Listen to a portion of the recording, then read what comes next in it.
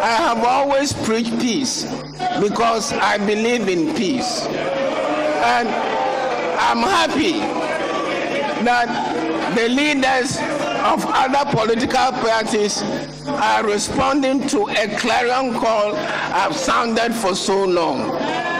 And I'm even happier that they now recognize that there's a need to pray for peace. I hope that we all show our good faith and sincerity through our utterance and actions. Ghana is the only country that we have. And I would like to assure the whole country that we were elected for 4 years. We are not going to slow down the pace of our development. It is true we'll take time off to campaign, but this will not be at the expense of development. Indeed, I want to say that we have to hold in check those who want to hold this country to ransom.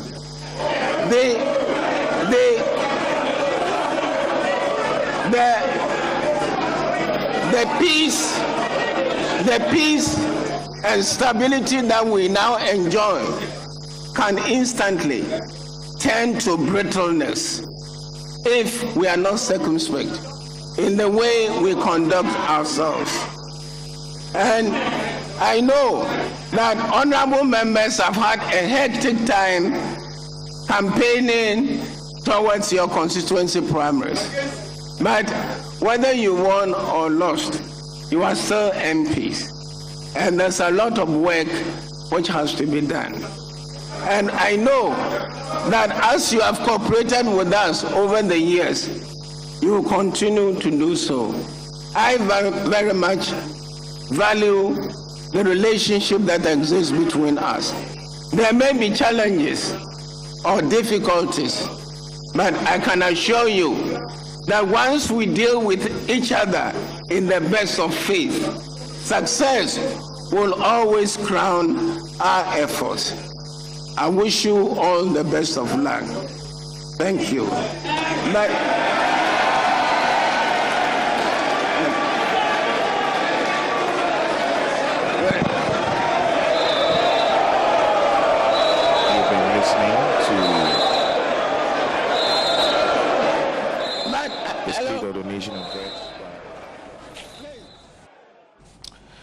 All right, so that was an insert from the President's State of the Nation address to Parliament today. And very interesting points raised in there.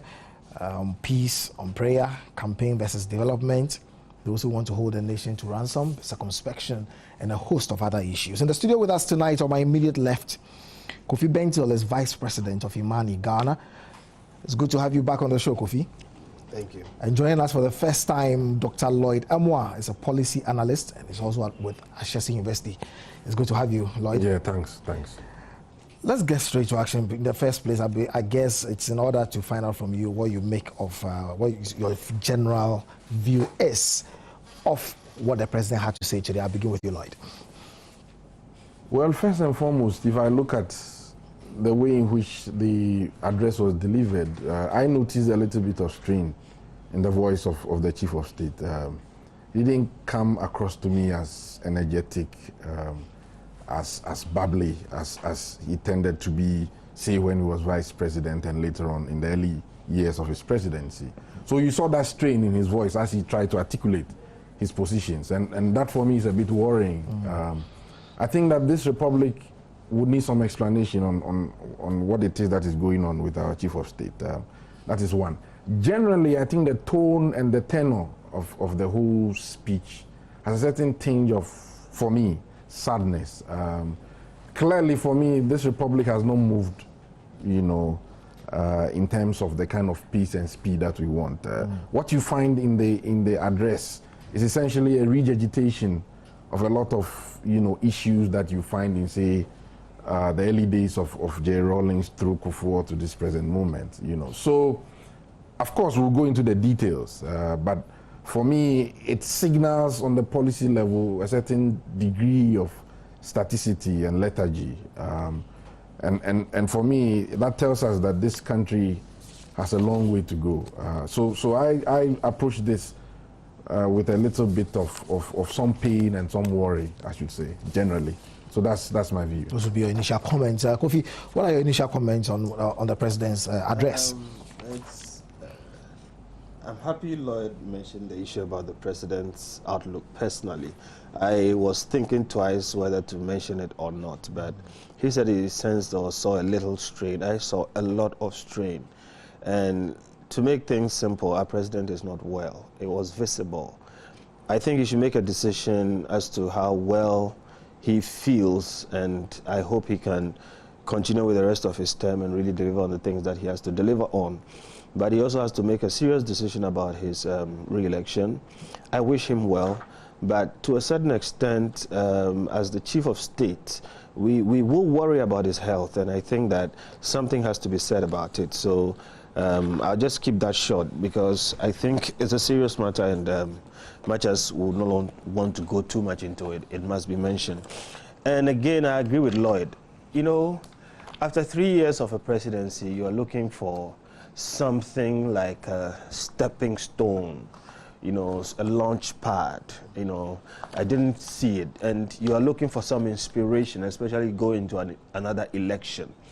I didn't get that inspiration, and I had, like Lloyd said, a regurgitation of things.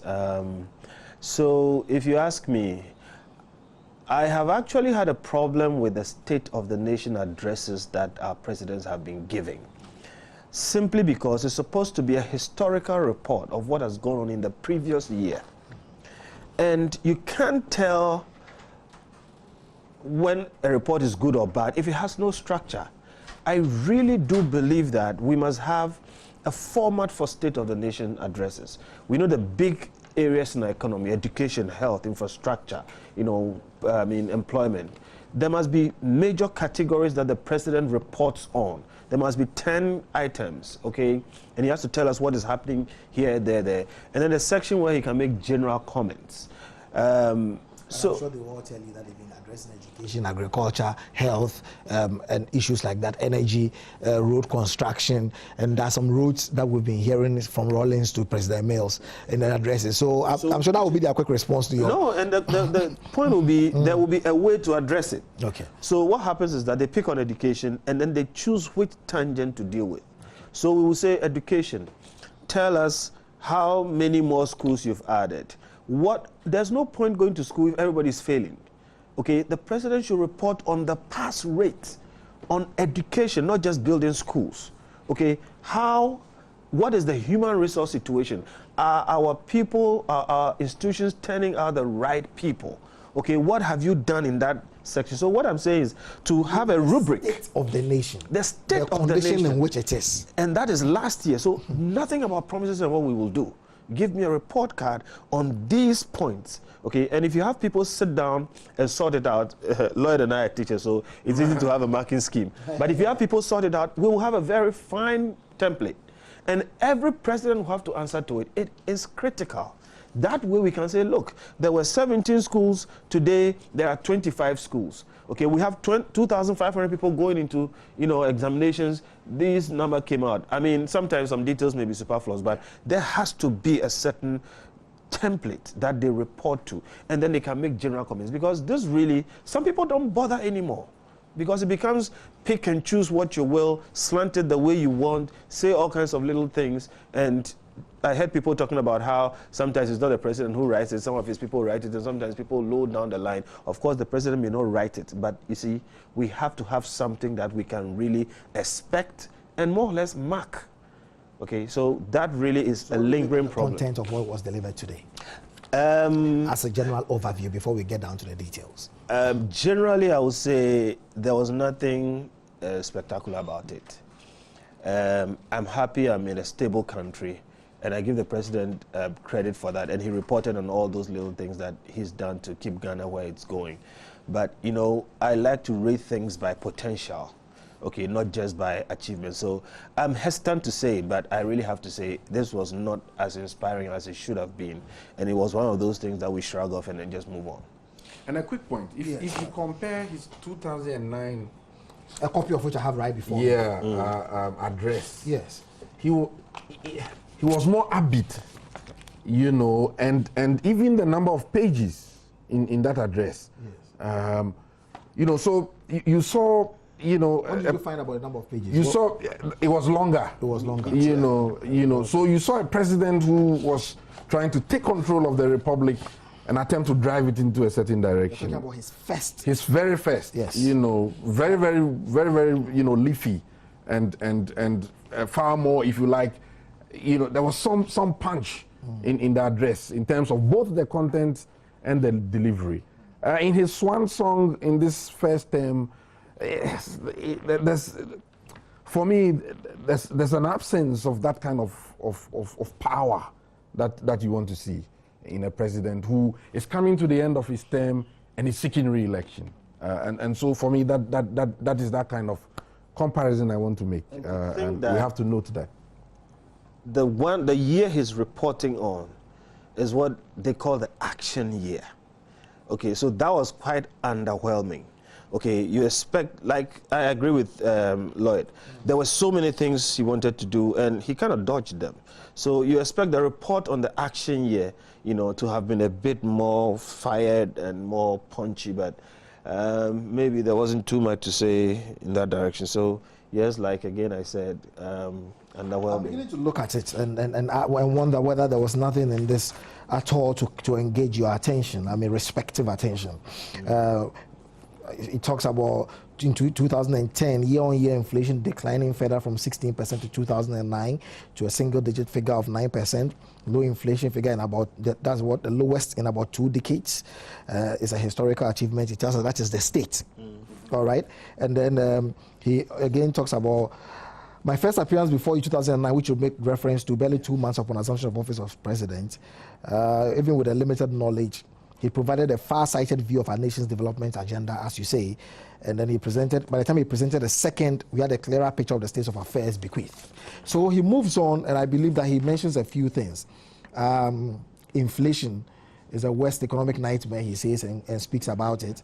He talks about curbing the inflation rate and provides us some statistics here and there.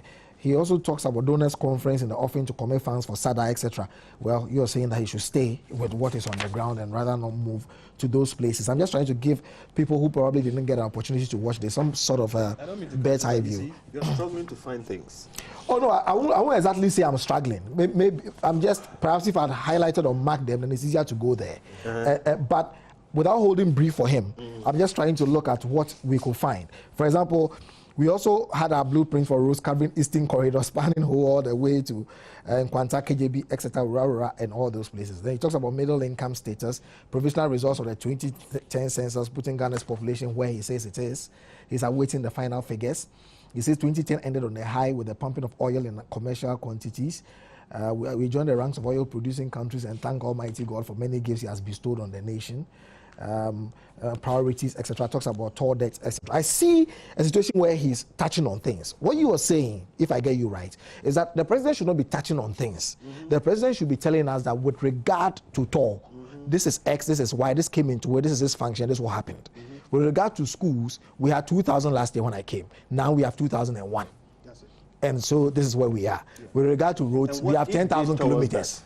And now we have 20,000 kilometers in terms of this, and this is what we did. In terms of X, you want to see whether we are progressing or not. It's like giving us the balance sheet of a company. At least in summary. In summary. Yeah. And what he did, you know, development is never in abeyance in a stable system, which is to say you have a country where we are not fighting and killing each other.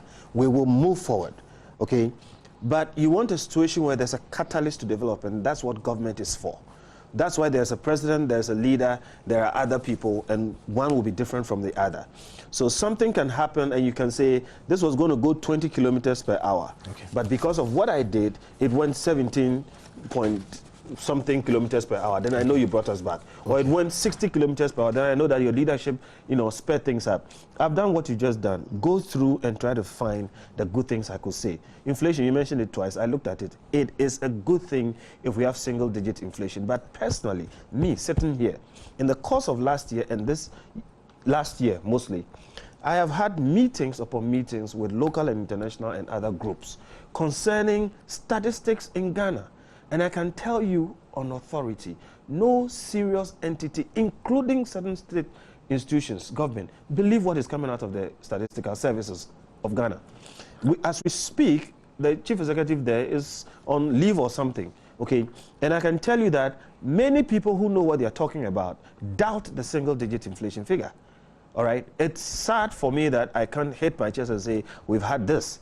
The statistical service came back after putting out some figures and corrected the figures, and they were 20 percentage points off. That is not acceptable. The census figures, we are all having issues with them, okay?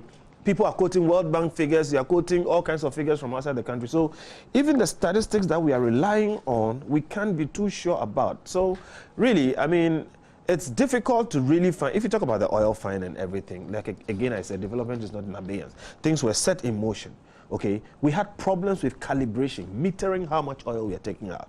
All right, and these are little things that I think that if you are the person on, you can say, this is what I came to me, this is what I did about it, we'll never go back and have to deal with this problem again.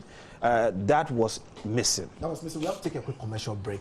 When we come back, we'll get down to specifics in terms of areas and see what we make of what the president had to say. In trying to catch some of the earlier addresses, at least presented by President Mills, I found this Ghana Government Official Portal. It says, welcome to Ghana Government Official Portal. I'm sure some of you will be going there to do a comparative. It misleads you. It misleads you absolutely. It's actually saying that the president presented this or presents this in accordance with Article 2 and Article 36.5 of the Constitution. They talk about entirely different things. We are talking about Article 67 of the Constitution. And I'd like to zero in, really, on a thing or two. But first and foremost, some say, based on what I have gathered off the street, some think that we demean the whole process when we go to Parliament carrying red cards and wearing funeral apparel and things like that, that sometimes it doesn't really look like we are there to do business. What's your reaction to that? Oh, I disagree with that. You know, I think, see, in Parliament we have something usually called heckling.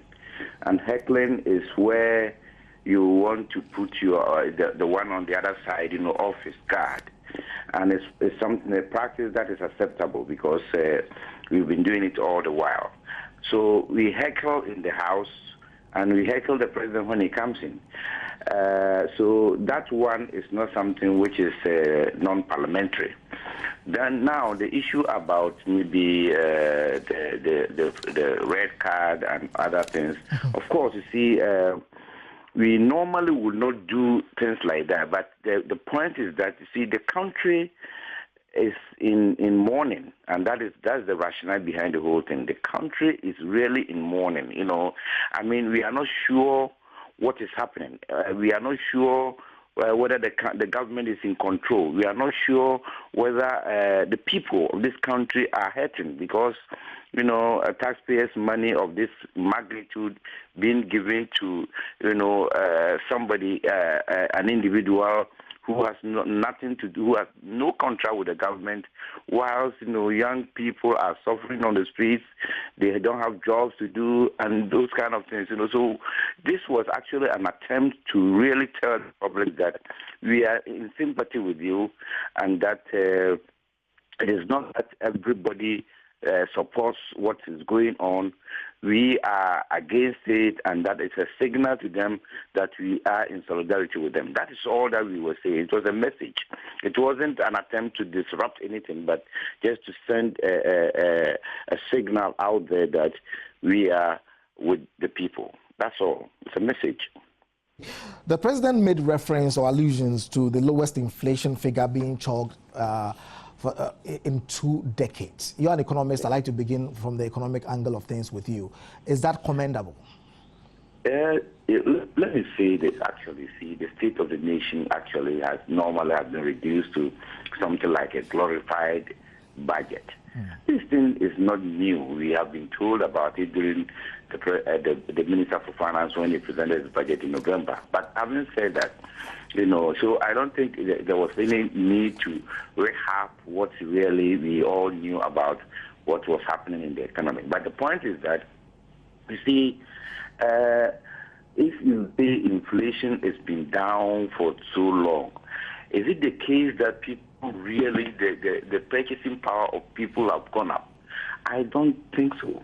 You see, the inflation figures, which probably we have to review it later, inflation measurements, which is based on some old economy, which does not even take care of. You know that the way it is prepared, that is not a true reflection of what is happening in the economy. So if you dwell too much on it, you tend to you tend to lose the real crux of the economy.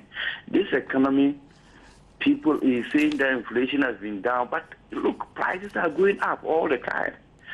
So at times there is a mismatch between what is being said using those figures and what is really happening in the marketplace.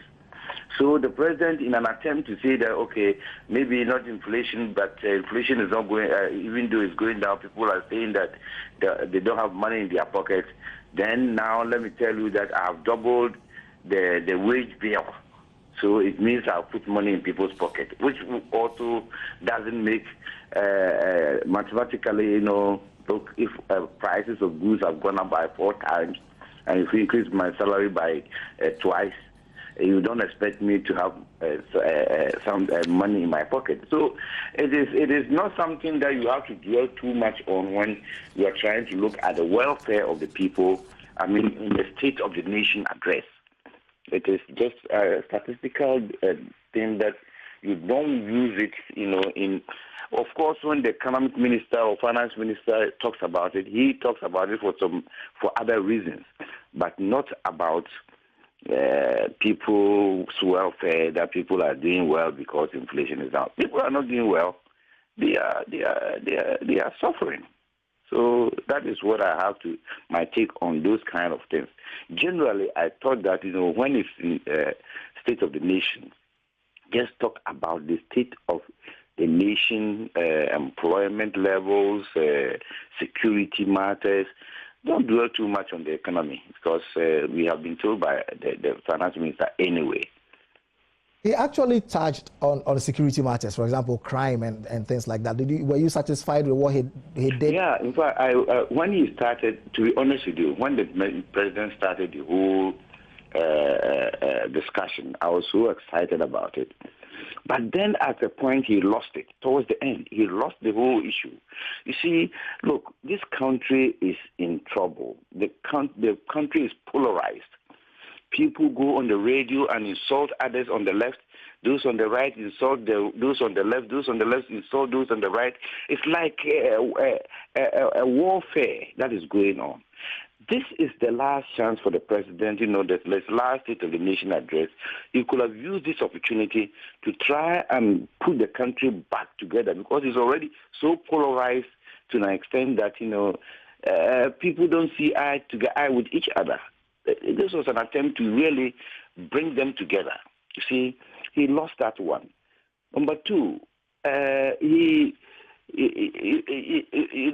went ahead and tried to, attack the judiciary, and I was not very comfortable with that either. To say that the judiciary, there is a perception out there that the judiciary is on the side of bad guys. That was a very serious indictment of the judiciary, which I never expected from the president. So at some point, when he started, I was with him, but then when he started shifting away, I got a bit worried. I got a bit worried because I thought that this time around, it should be statesman-like, not really trying to attack any institution or any group of people in the country. But unfortunately, the president went in that direction. And in fact, I was even very much shocked when he was talking about Ashanti, that he's not going to mess up with them and all kind of things. In the State of the Nation address, it would be a good idea not even to mention any group of people, mention them by name. You don't mention Ashantis, you don't mention Gans, you don't mention others. You see, it's a nation, a state of Ghanaian nation. So if you start mentioning people's names, Then you see the polarization that I thought you could have, come and put us all together. You deepen it, and that was something that I really was not excited about. I wish you had more time to delve into issues, but thank you for your time tonight. Okay, I wish but let me thank you for having me on your show. Okay. Thank you too. We hope that one of these days we can get you personally into the studios. Sure. All right. I will do that. All right, great. Enjoy the rest of your evening. Just gone by Professor George Jambafo. He's Member of Parliament for Wenchi in the name of the NPP. I think that we'll go to an inset quickly from the NDC. That's the majority leader, Honorable Cletus Avoka. If that's ready, let's hear the side of the NDC. On the whole, I will give a very positive plus mark to the president. His composure was good. He was humble, and he appreciated the atmosphere he found himself. His delivery was eloquent, and then I think that the content too was far-reaching in the sense that he covered a lot of grounds. I think that the State of the Nation address particularly is intended to let Ghanaians, or let the president tell Ghanaians the state of the nation as we find it today. So from agri sector to the end of the other sector, from politics to economic development to social development, etc., who are able to tell us something about the current state of affairs of this country. So to that extent, yes, I think that he did very well. Some people have argued that he should have gone into details, but I said that the president is supposed to provide only the skeleton, and then during the course of the debate by members of parliament, we can provide the meat. We can then take the meat out of it, in the sense that there are some who will want to say that he talked about education. He talked about improving quality of education in terms of providing ICT equipment, in terms of reducing under-3 schools, and in terms of providing more infrastructure in the urban areas, so to avoid the shift system that brings about a lot of low results in various schools. So that's the way he has addressed that. There are many more important, not more important, there are many other issues about education that he could have spoken about. But if he had to take a sector and go deep into it, we can spend the whole day listening to him and we can get bored. Honorable Cletus Avoka is a member of, he's actually majority leader in Parliament, just gone by in that inset. But let's come back to the studio, and interestingly, 1 hour flies past very, very quickly. But Lloyd, to avoid a situation where we have to go back and do reactions, I want us to move forward. And I want to ask you, for example, what do you make of the president's, what he had to say about education generally, talking about the laptops issue, school under trees gone? Yeah. Did you find that pleasing, so to speak? For education, I think in his statement, in the State of the Nation address, he provides us with a certain idea about the general posture, if you like, when it comes to education, policy on education. But I think that increasingly there's this narrative in government when it comes to education, especially primary level education, where the idea is being created abroad, being created in the Republic, that having schools under trees is necessarily some, dangerous, maladrous evil. But let us be realistic. This is a country where about 2/3 of it is difficult to access. You understand? Terrain is difficult, and the rest of them. So pragmatic policymakers ought to be creative in terms of, well, this is what we have. How do we improve it? We are in the tropics. Probably in these areas, schools under trees could have a functional utility value. But it's been politicized, So, the State of the Union, the State of the Nation address, in a sense, reinforced this particularly problematic, notion. And that is how somehow we have tended to approach some of these key policy questions. And I give you an example. In China, when they had serious problems with public health, what did they do? They introduced what they call the barefoot doctor. These were essentially people who had been trained with basic, medical skills, who literally went to the rural parts of China, to provide emergency, if you like, medical support and the rest of them. And this has had an effect on China's general medical, if you like, health, situation. So in a sense, sometimes one gets a bit worried about how it is that some of these things are presented. What's a quick reaction to this? It has therefore been decided that from the 2011-2012 academic year, the policy of selecting 30% of first-year students from within 10-mile radius of where schools are situated will be restored. Well, useful, but in the long run, the key question that we should ask ourselves, well, you create a situation where there's more access, but the key question that I think our educational system faces, right from the primary level to the upper division, if you like, is the cooperant factors, the libraries, the conditions under which, if you like, the students study, textbooks. These are the questions. So you can have access, and even the kind of education that they are having.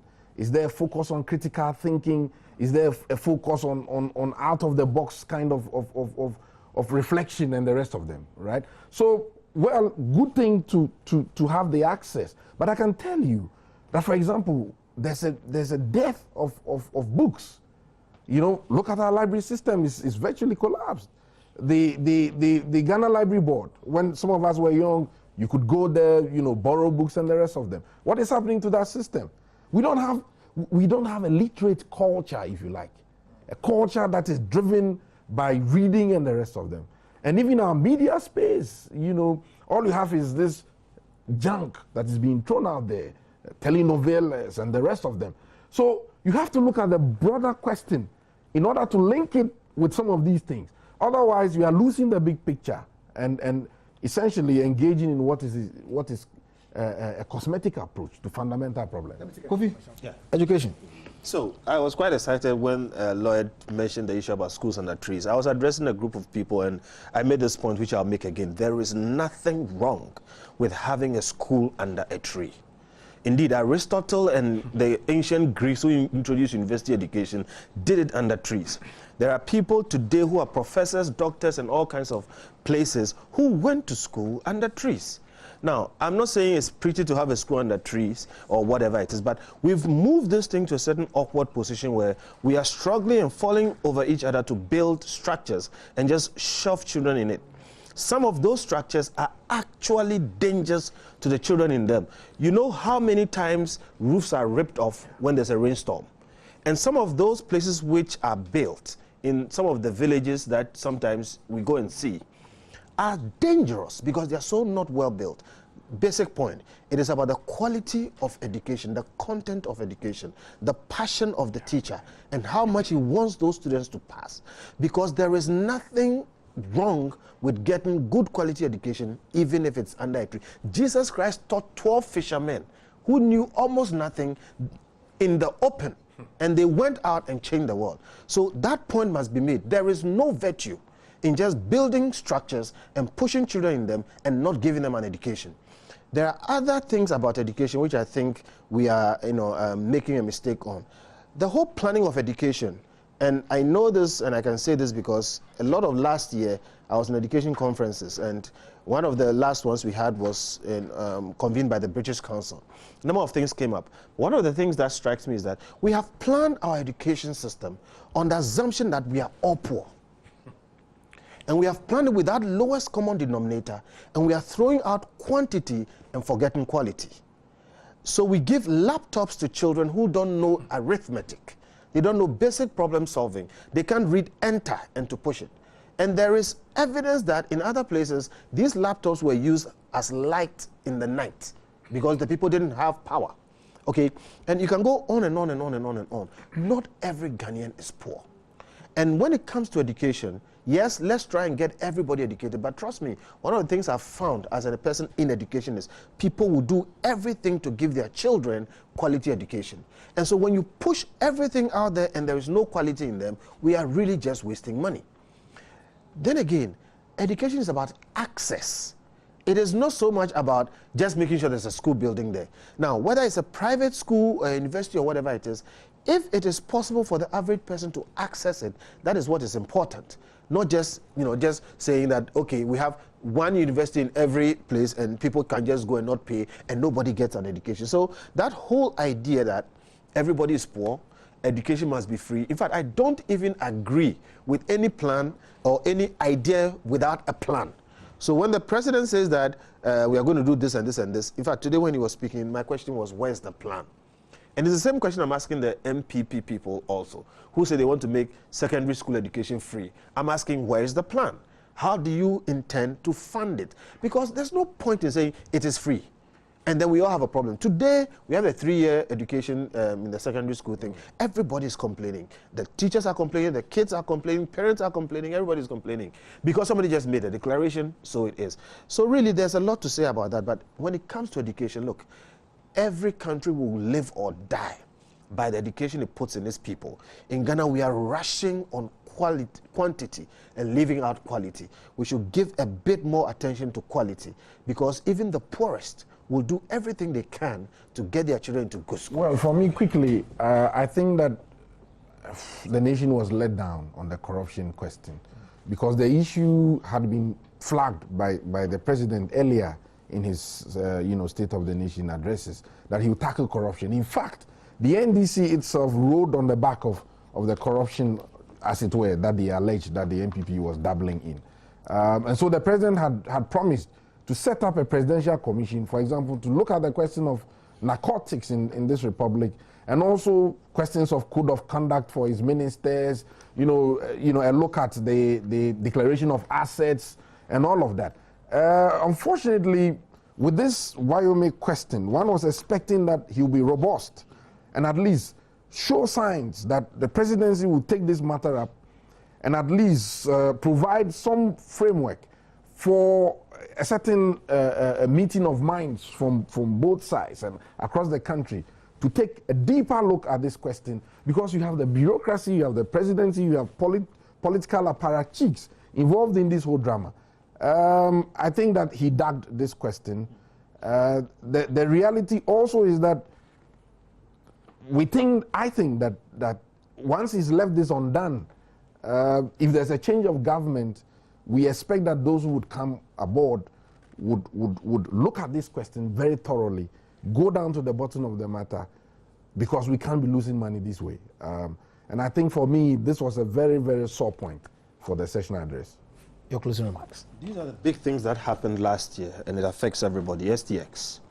STX just blew our ears for 2 years, and it just fizzled out against good advice. And I think the president missed it. He should have said something about it. Another thing that affected everybody on the street, and I was involved with that, it's SIM card registration. It was a big deal, and it reflected a certain attitude of government by virtue of the regulator.